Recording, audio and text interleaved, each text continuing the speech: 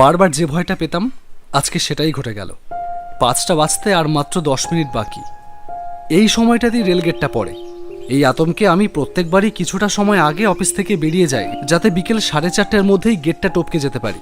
কিন্তু আজকে একটা ইম্পর্ট্যান্ট কাজ পড়ে যাওয়ায় অফিস থেকে বেরোতে খানিকটা লেট হয়। আর সেই জন্যই এই দুর্ভোগ।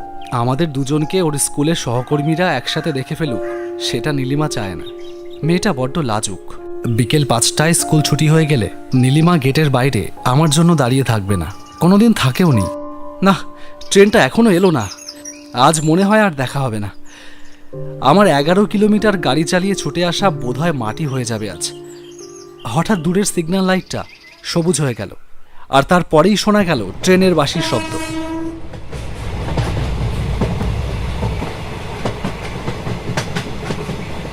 ট্রেন চলে যাবার আরো মিনিট দুয়েক পর গেটটা উঠল। স্কুলের গেটের সামনে গিয়ে দাঁড়িয়ে অবাক হয়ে গেলাম। গেটের বাইরে একা একা দাঁড়িয়ে আছে নীলিমা। আশেপাশে আর কেউ নেই দেখে আমি গাড়ি থেকে নেমে নীলিমার দিকে এগিয়ে গেলাম। ওর সামনে গিয়ে দাঁড়াতেই ও বলল, কি মশাই, চমকে দিলাম তাই না? হ্যাঁ, অবাকই তো হলাম বটে। 4 বছরে এই প্রথমবার তুমি আমার জন্য দাঁড়িয়ে আছো। কি ব্যাপার বলো তো? আমি স্কুলের সব কলিগদের বলে দিয়েছি। হ্যাঁ, কি বলছো? হ্যাঁ, আজ স্টাফ রুমে একদম ঢেড়া পিটিয়ে ফাঁস করে দিয়েছি আমাদের গোপন কথা। আর লুকিয়ে রাখা যাচ্ছিল না যে। ভালোই হয়েছে বলো, এখন আর তোমাকে আমার সাথে লুকিয়ে দেখা করতে হবে না। তাহলে চলো এবার যাওয়া যাক। চলো।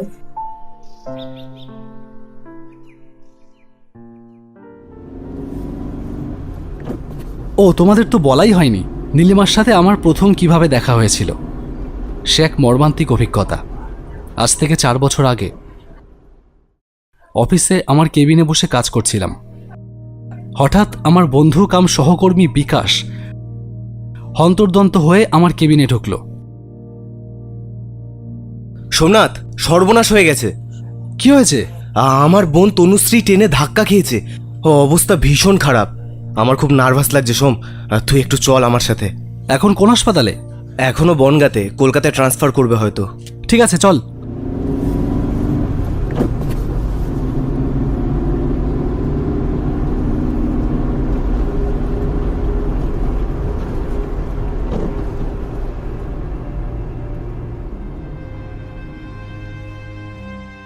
আমরা হাসপাতালে পৌঁছানোর আগেই সব শেষ। বিকাশ কান্নায় ভেঙে পড়েছে। বোনটাকে খুব ভালোবাসতো বিকাশ। পাশে দাঁড়িয়ে আর একটা মেয়ে ওকে ব্যর্থ সান্ত্বনা দিয়ে যাচ্ছে।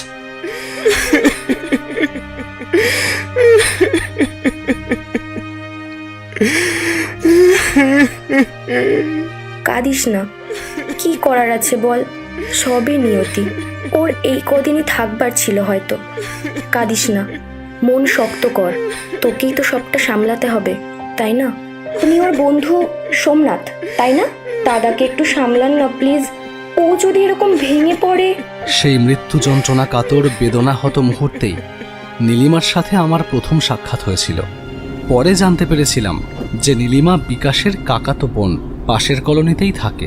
এরপর সঙ্গত কারণেই বিকাশদের বাড়িতে প্রায় প্রতিদিনই যেতে হয়েছিল। আর নীলিমাও তখন বিকাশদের বাড়িতেই ছিল। সেখান থেকেই আমাদের পারস্পরিক প্রেমের শুভ সূচনা হয়। নীলিমা কলোনির একটা বাচ্চাদের স্কুলে পড়ায়। আমি সপ্তাহে একদিন ওর সঙ্গে দেখা করতে আসি। ওকে আমার গাড়িতে করে বাড়ির গেট অবধি পৌঁছিয়ে দিই, এইটুকুই। আমাদের বিয়েটা কিন্তু এবার তাড়াতাড়ি সেরে ফেলতে হবে। আমি কিন্তু সবাইকে জানিয়ে দিয়েছি। ঠিক আছে, আমি তাহলে আজকেই বাড়িতে সব জানিয়ে দিচ্ছি।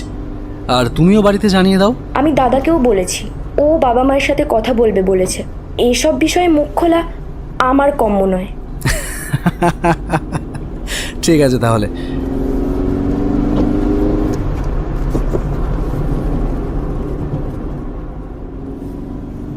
নীলিমাকে নামিয়ে দিয়ে ফিরে আসতে আসতে বিকেলের শেষ আলো নিভে গিয়ে সন্ধ্যা নেমেছে শহরে।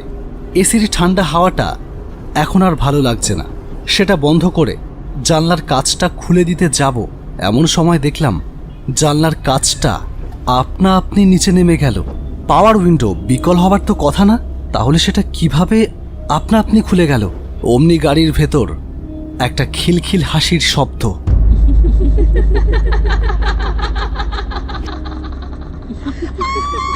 একটা মেয়ে হাসছে গাড়ির ভেতর থেকে, ঠিক যেন আমার পাশের সিটে বসে আছে।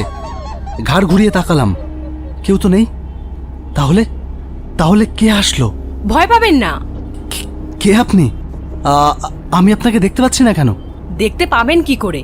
আমি কি এখন আপনার মতো রক্ত মাংসের মানুষ নাকি? আমার তো এখন হাওয়ার শরীর। হাওয়া কি দেখা যায়? কে আপনি? আমি তনুশ্রী, আপনার প্রেমিকা নীলিমার দিদি।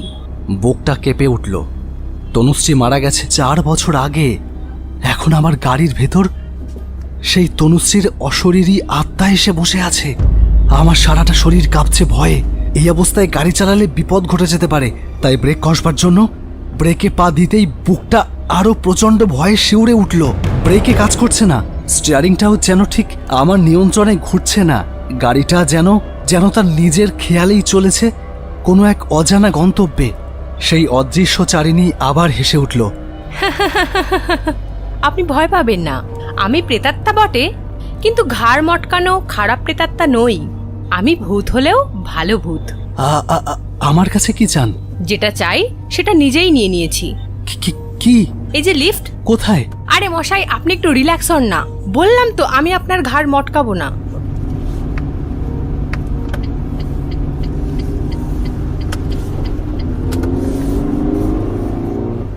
সোজা রাস্তা থেকে গাড়িটা আচমকা বাদিকের গলি রাস্তায় ঢুকে গেল। আমি চেঁচিয়ে বললাম, এ কি? এ কোথায় যাচ্ছে?